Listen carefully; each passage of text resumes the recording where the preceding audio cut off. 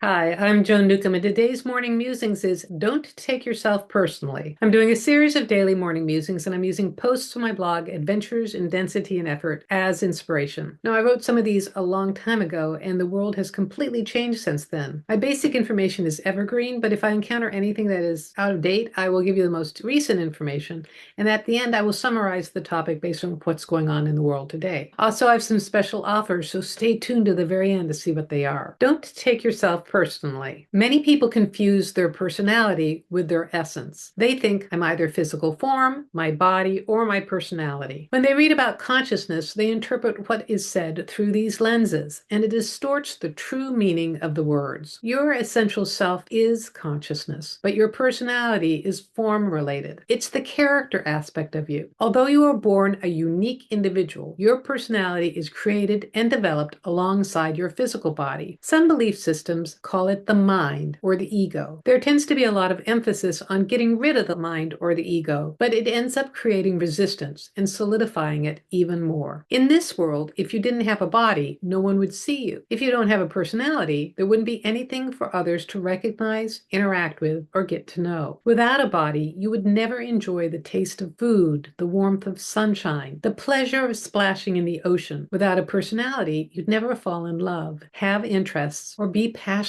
opinionated. Just as your body grows and ages, your personality develops and matures as well. There is a tendency, however, to try to solidify it in order to keep things stable. People become entrenched in their ways as they get older. It's linked to the body's survival instinct. Personalities want to stay alive too. Your essential self as consciousness is eternal. It never dies, so it's not concerned about life and death. You as essence consciousness are joyful and amused. As you live, you continually go through experiences designed to expand and grow you personally. You're not alone, however, because consciousness is continually evolving, so you are too. Personalities get upset when things they've identified with fall away. They think they're dying when too many unfamiliar things happen. They think there's nothing beyond this present moment and can't imagine anything different than what is happening now, even when now is painful or unpleasant. Collectively, we are continually growing, raising our awareness along with our vibrational level. The aspects of ourselves that are outdated, that no longer serve us, are falling away, but they ain't happy about it. When an alcoholic gets sober, their addict personality screams the loudest because that's the part that is losing power or dying. If you look around you, you can see people and groups who embody concepts that do not support expansion. They are yelling very loudly, trying to control and manipulate in order to keep change from happening. They ultimately won't be successful, however, because consciousness is evolving whether they want it to or not. Evolution happens. Otherwise, we'd all still be amoebas in the primordial soup. Now, you can use this reasoning to do nothing at all and just let evolution happen, but it can take a long time. Or you can participate in the transformation on this planet by taking action with your own personal changes. Those who are clinging to the old ways are experiencing the most pain and discomfort. Those who choose to let go of their inner limitations and embrace the transformation are happier and excited about all the new stuff happening. Both things may be going on inside of you. A part of you may be excited and happy, and a part of you may be resistant and belligerent. Most importantly, don't take yourself personally. It's just aspects of your personality that you are outgrowing. Look inside yourself to see where you're holding on to old ways or resisting new experiences. Making little choices that feel lighter or better helps you course correct and go in the right direction. That's all you have to do this week. Make little choices. Go towards what feels lighter and more expansive. And try this for the next 7 days and see what happens. And if you're having experiences like this, or if you've had experiences like this, leave me a comment below because I love to read your comments. And yes, this is evergreen.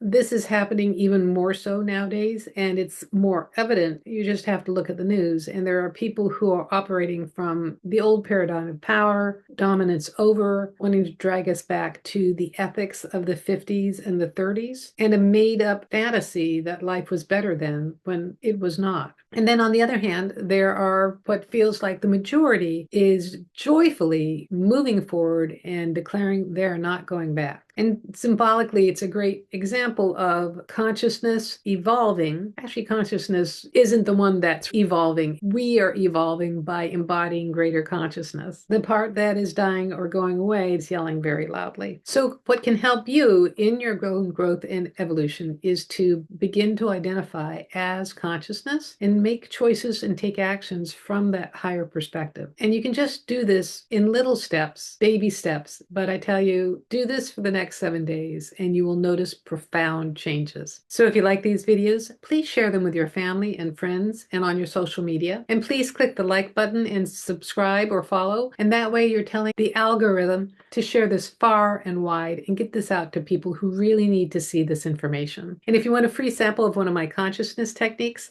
click on the link below to the skybox technique. It'll give you a drone level perspective of your life and what's going on and how to navigate it as consciousness. And if you want some manifestation techniques, Manifesting Money and Miracles is my self-study course where you can learn basic energetics that can create profound changes in your life. And if you want to know more, my website is joan-newcomb.com. There you can sign up for my individual sessions where I take a look at you as consciousness and what's going on in your life today. And then I can answer any questions that you might have, whether it's about relationships, about money, what's coming up in your future. And I can also talk to deceased loved ones, and it's all recorded just for you. And if you'd like to learn how to do this for yourself, that is, navigate your life as consciousness with the help of some of my consciousness techniques, Manifesting Money and Miracles is a great preparation for my coaching special where I work with you one-on-one and give you specifically chosen consciousness techniques so that you can transform your life. So go to my website, joan-newcomb.com, and I'll see you tomorrow in another Morning Musings.